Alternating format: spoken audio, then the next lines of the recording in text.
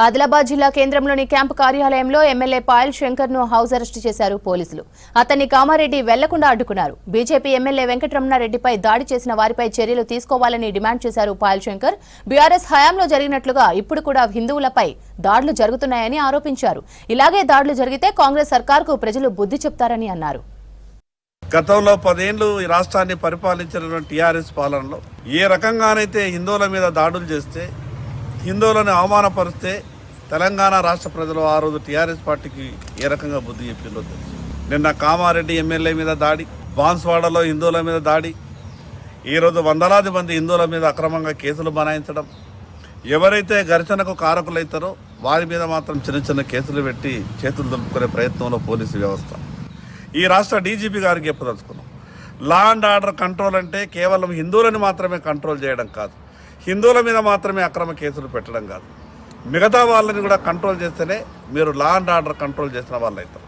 ఈరోజు ఒక శాసనసభ్యుని క్యాంపు కార్యాలయం ముట్టడే కాకుండా ఈరోజు క్యాంపు కార్యాలయం లోపలికి వెళ్ళి హత్యా ప్రయత్నం చేసేటటువంటి పరిస్థితి వచ్చిందంటే రాష్ట్రంలో లా అండ్ ఆర్డర్ ఏ రకంగా ఉందో అర్థం చేసుకోవచ్చు. ఎమ్మెల్యేలకే భద్రత లేనటువంటి పరిస్థితి ఉంటే సామాన్య ప్రజల పరిస్థితి ఏం కావాలి? ఈరోజు కనీసం బాధితులకు, ఈరోజు బాన్స్వాడలో విపరీతమైనటువంటి లాఠీ చార్జ్ బాధితుల మీదనే అక్రమ కేసులు, వారిని పరామర్శిస్తామనంటే కూడా ఎవరిని పోనీయలేనటువంటి పరిస్థితి. ఒక శాసనసభ్యుని కూడా పరామర్శిస్తామంటే పోలీస్ వ్యవస్థ ఎక్కడికక్కడ నిర్బంధం విధించేటటువంటి వ్యవస్థ. రాష్ట్ర డీజీపీ గారికి ప్రభుత్వానికి చెప్పదలుచుకున్నాం, ఈ పరిస్థితి ఇలాగే కొనసాగితే రేపు భవిష్యత్తులో ఎదురయ్యేటటువంటి మిగతా విషయాలు ఏవి జరిగినా ఈ రాష్ట్ర ప్రభుత్వమే బాధ్యత వహించాల్సి ఉంటుంది.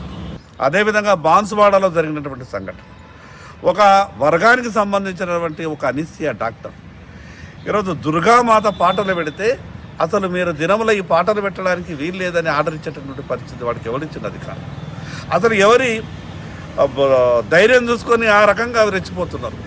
అంటే ప్రభుత్వాలు ఏవైనా వాళ్ళకు మాత్రమే రక్షణగా ఉంటాయా? ప్రభుత్వాలు హిందువులకు రక్షణగా ఉంటాయా?